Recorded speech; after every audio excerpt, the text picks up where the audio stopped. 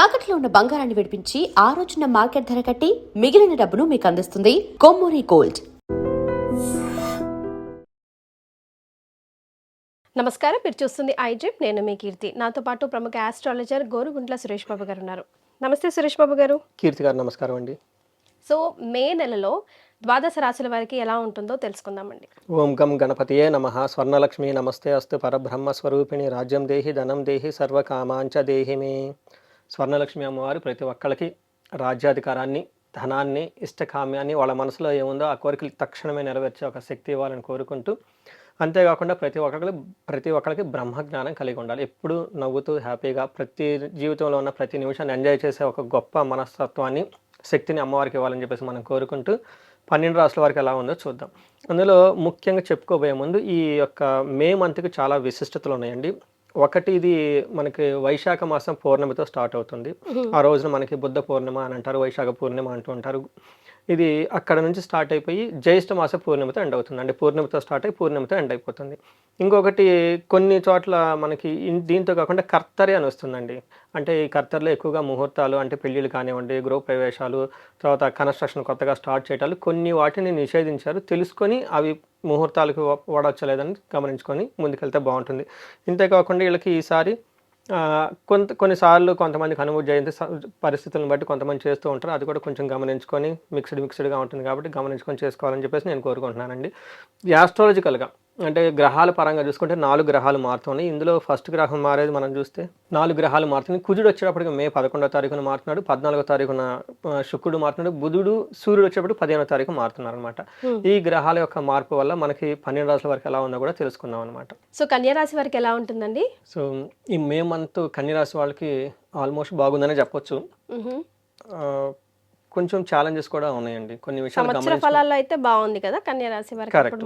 సంవత్సర ఫలితం బాగుండటం వాళ్ళకి అదృష్టం అనమాట. చాలా వరకు అదే గ్రేట్ వాల్ ఆఫ్ చైనా లాగా ప్రొటెక్ట్ చేస్తూ ఉంటుంది, పెద్ద పెద్ద ఇబ్బందులు ఏమి రాకుండా.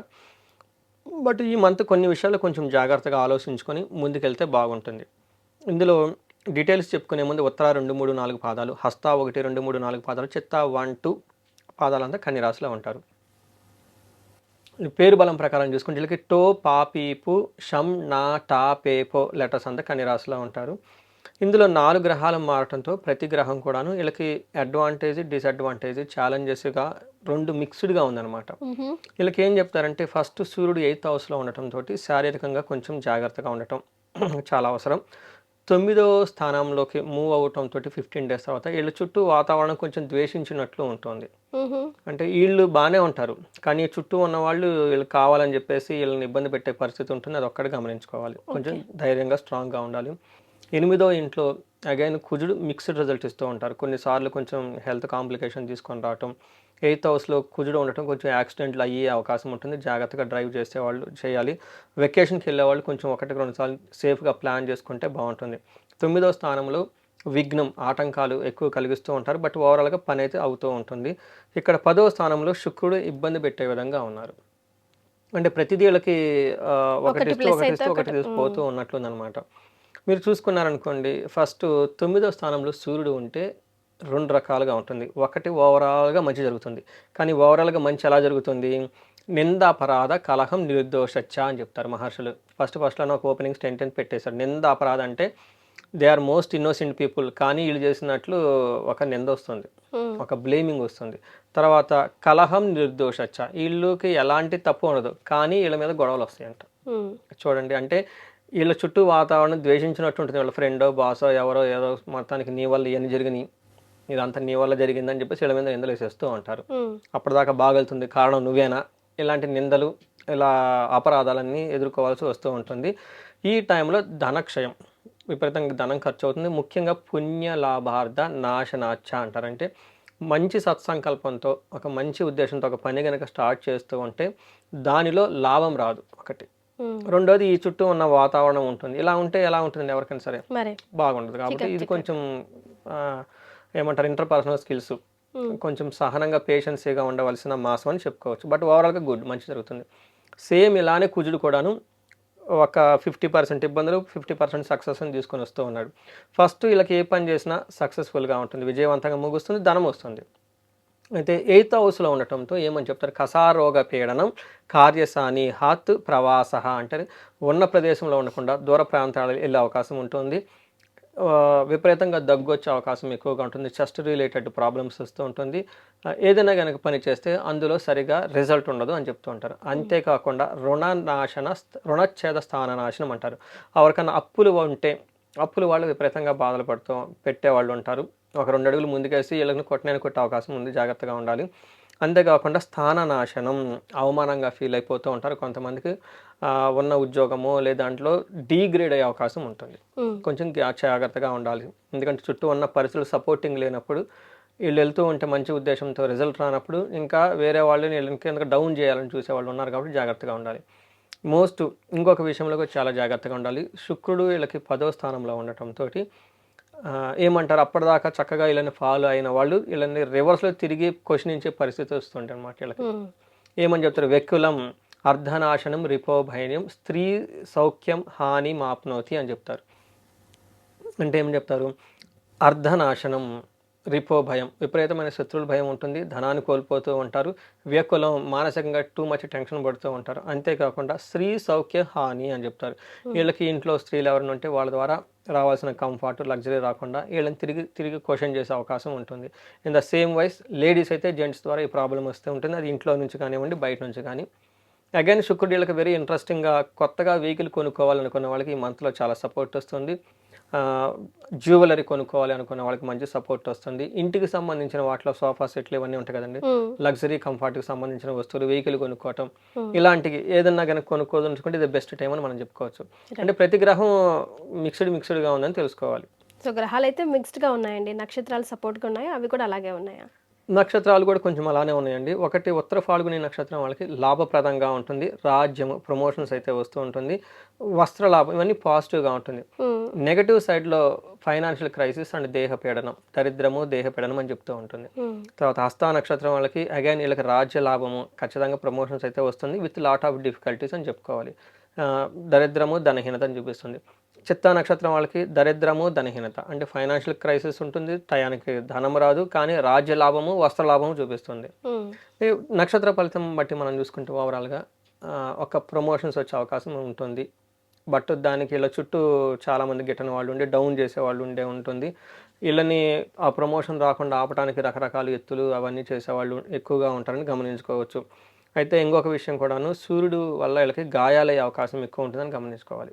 ఏదో ఒక విషయంలో కొంచెం ట్రావెల్ చేసేటప్పుడు జాగ్రత్తగా ఉండాలి. పర్టికులర్ డేట్స్ కూడా May 11th నుంచి 25th వరకు, ఈ 15 days జాగ్రత్తగా ఉండాలి. ఓకే, సో డేట్స్తో సహా మెన్షన్ చేసి చెప్పారు. అండ్ అన్నీ కూడా మిక్స్డ్ రిజల్ట్సే ఇస్తున్నాయి, అటు గ్రహాలు కానివ్వండి, నక్షత్రాలు కానివ్వండి. సో రెమెడీస్ కూడా గట్టిగానే చేసుకోవాలి వీళ్ళు కదండి, చాలా ఎక్కువ చేసుకోవాలండి. వీళ్ళకి నవగ్రహాల చుట్టూ తిరుగుతూ ఉండాలి. రెండోది చండీ హోమం ఒకటి కంపల్సరీ చేసుకోవాలండి వీళ్ళు.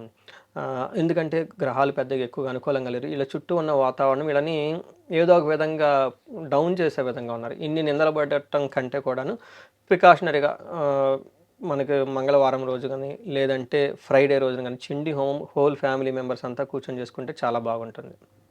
ఈ రాశి వాళ్ళకి పర్టికులర్గా ఎవరికైతే 35 సంవత్సరాల నుంచి 45 సంవత్సరాల మధ్యలో ఉంటారో వాళ్ళకి సక్సెస్ఫుల్గా కెరీర్ ట్రాక్ ఉండి చక్కగా జీవితంలో దూసుకొని వచ్చేసి, బట్ ఈ టైంలో వాళ్ళు ఎక్కడైనా కనుక స్లో అయినట్లు ఉంటే, లేదంటే లైఫ్లో బ్లాక్ అయినట్లు ఉండి, లేదంటే సడన్గా ప్రమోషన్ రావటము, లేదంటే సడన్గా మెంటల్గా టెన్షన్స్ రావటం, హెల్త్ కాంప్లికేషన్స్ రావటం జరిగి ఉంటే ఒక్క విషయం గమనించుకోవాలి ప్రతి ఒక్కళ్ళు. ఎందుకంటే ఆ ఏజ్లో వీళ్ళకి శాపాలు అనేవి యాక్టివేట్ అవుతూ ఉంటాయి, లేదంటే గ్రహ దోషాలు యాక్టివేట్ అయ్యి ఉంటాయి అనమాట. ఇవి చాలా చాలా ఇంపార్టెంట్. కొంతమందికి బాలారిష్టాలని చిన్న వయసులో ఉంటాయి, కొంతమంది పెళ్లి టైంలో వచ్చేటప్పటికి మ్యారేజ్కి సంబంధించిన యోగాలు యాక్టివేట్ అవుతాయి. ఒక మిడిల్ ఏజ్ వచ్చేటప్పటికి చాలామంది చక్కగా 10 years లైఫ్లో ఎక్స్పీరియన్స్ ఉంటుంది, ఒక మేనేజర్ లెవెల్ పొజిషన్కి వస్తారు, సడన్గా దే ఫీల్ వ్యాక్యూమ్ అనమాట. ఇలాంటి సమయంలో ఒకటి గుర్తుంచుకోవాలి, ఆ టైంలో శాపాలని ఉంటాయండి, ఆ టైంలోనే యాక్టివేట్ అవుతాయి. ఇవి ఒకసారి అలా అనిపించినప్పుడు జాతక చక్రం చూపించుకొని ఇండివిజువల్గా దానికి సంబంధించిన పరిహారాలు అవన్నీ చేసుకుంటే చక్కగా ఈజీగా పరిహారాలు చేసుకోవడం ద్వారా పోతాయి. సపోజ్ శాపాలు అనుకోండి, మాతృశాపం అంటారు, పితృశాపం అంటారు, దైవ శాపము. నిన్న ఒక హారోస్కోప్లో చెక్ చేస్తుంటే వాళ్ళకి ఆత్మశాపం అంటే వాళ్ళని తిట్టుకుంటూ ఉంటారు. అలా కూడా చేసుకోకూడదండి. ఒక లేడీ ఫోన్ ఎత్తటమే నేను అలా అనుకుంటూ వచ్చేసి నాకు అర్థమైపోయింది. చూస్తే ఆత్మశాపం అంటే మనల్ని తిట్టుకున్నా, మనలో ఉన్న ఆత్మను మనం తిట్టినా కానీ అది కూడా శాపం అవుతుంది. బుర్ర పని చేయదండి వాళ్ళకి. అందుకని ఇలాంటి శాపాలు ఏమైనా ఉంటే అవన్నీ చక్కగా చిన్న చిన్న రెమెడీస్ ద్వారా చేసేసుకొని ముందుకెళ్ళిపోతే లైఫ్ 10 ముందుకెళ్ళే అవకాశం ప్రతి ఒక్కరికి ఉంటుందండి. ఎవరికైనా ధనం చక్కగా రావాలనుకుంటే వాళ్ళు స్వర్ణలక్ష్మి విశేష హోమం చేయించుకుంటే మల్టీ సోర్సెస్ ఆఫ్ ఇన్కమ్ వస్తుంది. రెండోది ఎవరికైనా సరే చండీ హోమము, శత్రువుల బాధలు విపరీతంగా ఉన్నాయి, కోర్టు కేసులు ఉన్నాయి, లైఫ్ అనేది ముందుకెళ్ళటం లేదు, ఇలాంటి ఆఫీస్లో ప్రమోషన్స్ రావాలి, ప్రమోషన్స్ రాకుండా చాలామంది ఆపుతూ ఉన్నారు, కావాలని ఇబ్బంది పెడుతూ ఉన్నారు, వాళ్ళు చండీ హోమం చేయించుకుంటే చాలా బాగుంటుంది. వీటితో కాకుండా మృత్యుంజయ హోమం ఉంటుంది. ఇలా వాళ్ళ యొక్క కాలసర్ప దోషాలు ఉంటాయి. కొంతమందికి పెళ్ళిళ్ళు కావు, లైఫ్లో ఎంత చేసినా అక్కడే ఉంటుంటారు. కొంతమందికి లైఫ్లో ఎప్పుడు జాబే చేయరండి. శనిని తిట్టినా కానీ ఇలాంటి ప్రాబ్లం జరుగుతుంటుంది. వెరీ ఇంట్రెస్టింగ్ ఉంటాయండి. వాళ్ళ పర్సనల్ జాతకంలో శని బాగుంటారు, కానీ నీకు ఈ శని పట్టుకుని ప్రతి దానికి శనికి చుడుతూ ఉంటారు. అప్పుడు శనికి కోపం వస్తుంది. ఎప్పుడైతే శనికి కోపం వచ్చారో వాళ్ళ లైఫ్లో ఎప్పుడు జాబ్ అనేదే చేయరు. మనం చాలా మందిని చూస్తాం, జెంట్స్కి ఉంటారు, లేడీస్ కూడా ఉంటారు, బాగా చదువుకుంటారు కానీ వాళ్ళు ఎప్పుడు జాబ్ చేయరు. ఎందుకంటే శని శాపం అంటారు. ఇది చాలా మందికి ఐడియా ఉండదు. ఇలాంటి శాపాలు ఏమైనా ఉంటే చూపించుకుంటే చక్కగా అన్ని రకాల హోమాలు అవన్నీ చేపించుకుంటే కాలసర్ప దోషాలు లైఫ్ 10 ముందుకెళ్ళే అవకాశం ఎక్కువగా ఉంటుంది. సో వాళ్ళ ఇండివిజువల్గా జాతకం ఒకసారి చూపించుకుంటే చాలా బాగుంటుంది. ఎస్, చాలా సంతోషం అండి. ద్వాదశ రాశుల వారికి ఎలా ఉంటుందో తెలియజేయడంతో పాటుగా చక్కటి రెమెడీని కూడా సూచించారు. ధన్యవాదాలు. ధన్యవాదాలండి.